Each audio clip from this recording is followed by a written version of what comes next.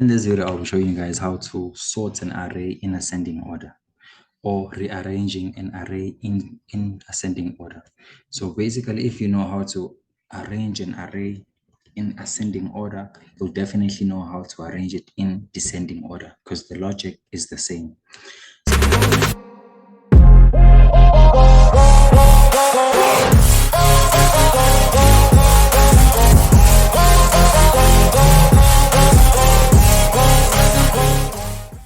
What we have here on the screen is an array that I've already created that is an integer data type, its name, its age. It has 5 elements in the array, and those elements I've initialized them to 45, 20, 15, 5, and 10.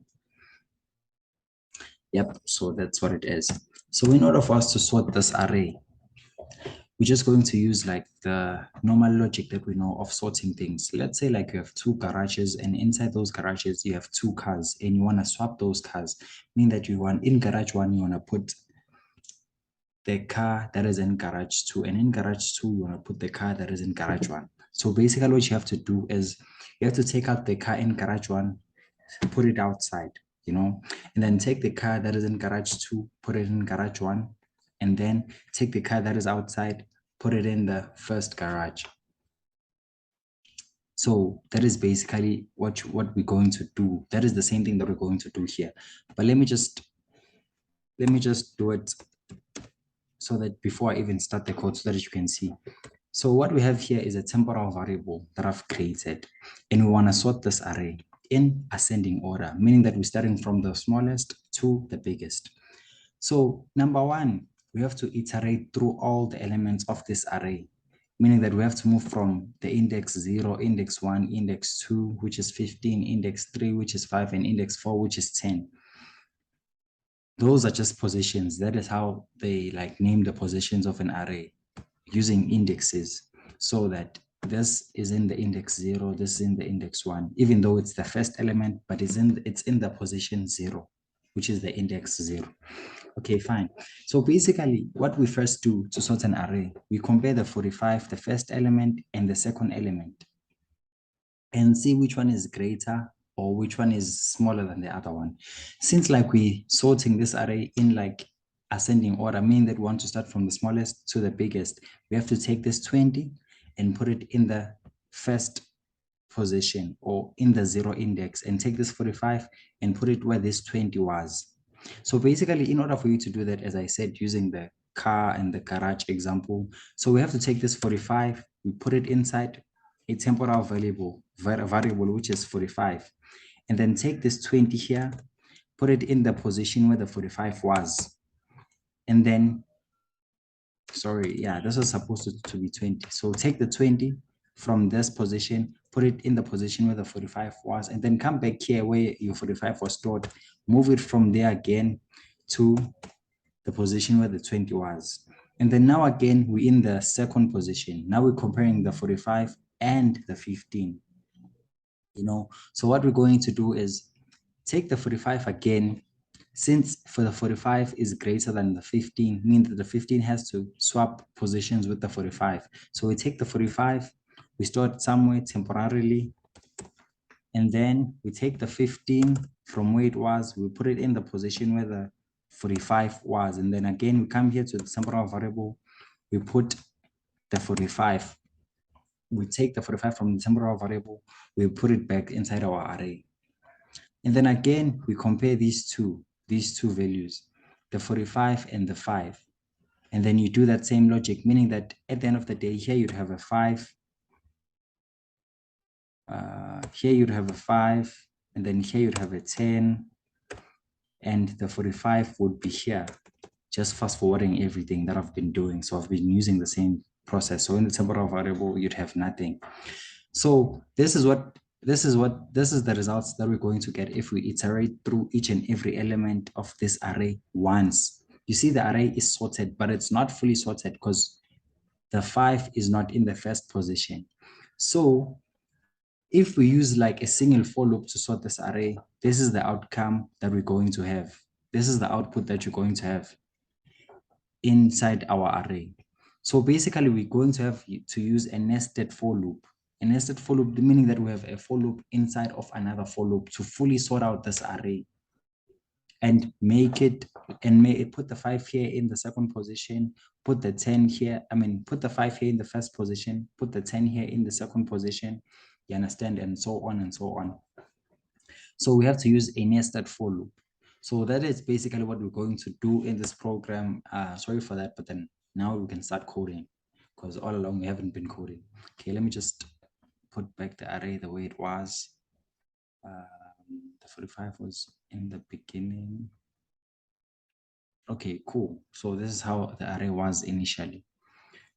So as I said that we're going to use a nested for loop. So we're going to say for creating an int. If you don't know how to create a for loop, I suggest that you watch my previous video regarding for loops. And the same if you don't know how to deal with arrays or the initializing of an array, you going to have to watch my previous video because I explained everything that is regarding that. So we're going to create an integer I and then equate it to 0. And then we say while I is less than 5, and then while I is less than 5, we carry on incrementing I, meaning that we're going to say I plus plus. And then we put the curly braces for the for loop. But as I said that here we're going to use a nested for loop. So mean that we have to have another for loop here down below inside of the other for loop.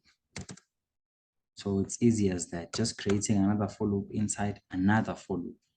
It's nothing big, nah? It's nothing major. Okay, fine. Now we're going to create our temporal variable. And it's also an integer because we're dealing with integers in this video. We're going to say int temp. So basically this is a temporal variable. Its name is temp. Okay, fine. Now that we have created our temporal variable, now we're going to start the comparing of the two, of the 45 and the 20. So what we're going to do, we're going to use an if loop, an if statement, sorry. If statement is like comparing. So let's just say we're saying in our array H, we're comparing the first index, which is I. If the first index I is greater than the second index in the array, and the second index is shown by I plus 1. So I is the first index, and then I plus 1 is the second index. So if you find that the first index or the first element is greater than the second element in the array, what do you do? So you open your curly braces. Okay, sorry, let me just create this temporal variable inside my if statement. Inside my if statement, that will make things a bit easier. Okay, so if the element in the first position or in the 0 position or in the 0 index is greater than the element in that is stored inside the second position, then create a temporal variable. Take the temporal variable. Take the temporal variable, equate it to the element that is stored in the first position. I did this example earlier and it's exactly what I'm still doing here. I'm taking the 45, I'm storing it inside the temporal variable. So now the temporal variable is equals to the 45. Now I take the 20, which is inside the second position. I take the 20, I move it to the position where the 45 was. So I'll simply say, with the position where the 45 was, now I'm equating that position to the element that is inside the second position. Now that the 20 is in the first position and the 45 is in the 40, what's in the temporal variable? The 45 is in the temporal variable. Now I have to move the 45 that is in the temporal variable to the second position. So I'm pasting this here and I'm equating it to temp.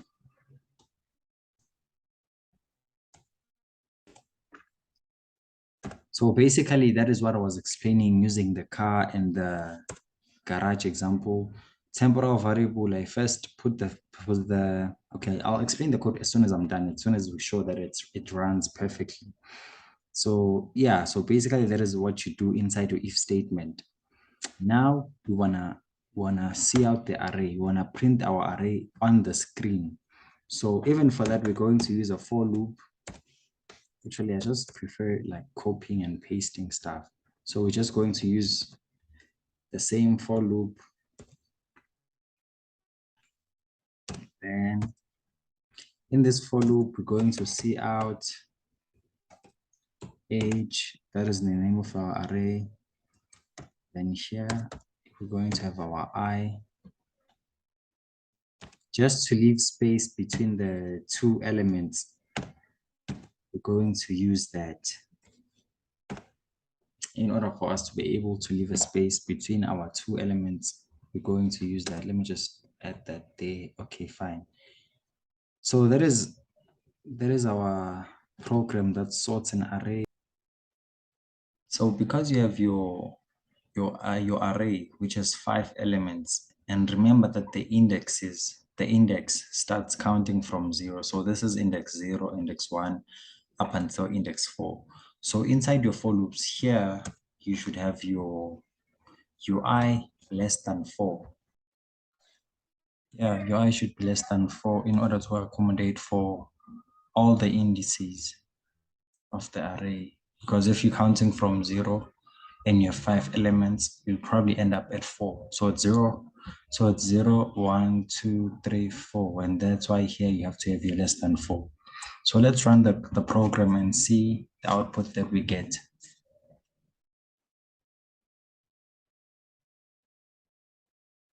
Yeah, and definitely we get our array that is sorted in ascending order from the smallest to the biggest. And yeah, that is what we wanted, and we're happy that happened. Okay, fine. So as I said earlier on this video, that if you are able to set your array in ascending order, you will be able to set your array in descending order. So basically what you do, you come to this greater sign here and you make it a less than sign in order to sort your array in descending order. So let's run the code and see if our array will be sorted from the smallest, from the biggest to the smallest. And indeed, yeah, we do have our array sorted in descending order from the biggest and to the smallest. So basically that is it for this video. Thank you for watching, and please subscribe if you'd like to see more videos like this. And if this video was helpful to you, give it a thumbs up. And again, thank you for watching.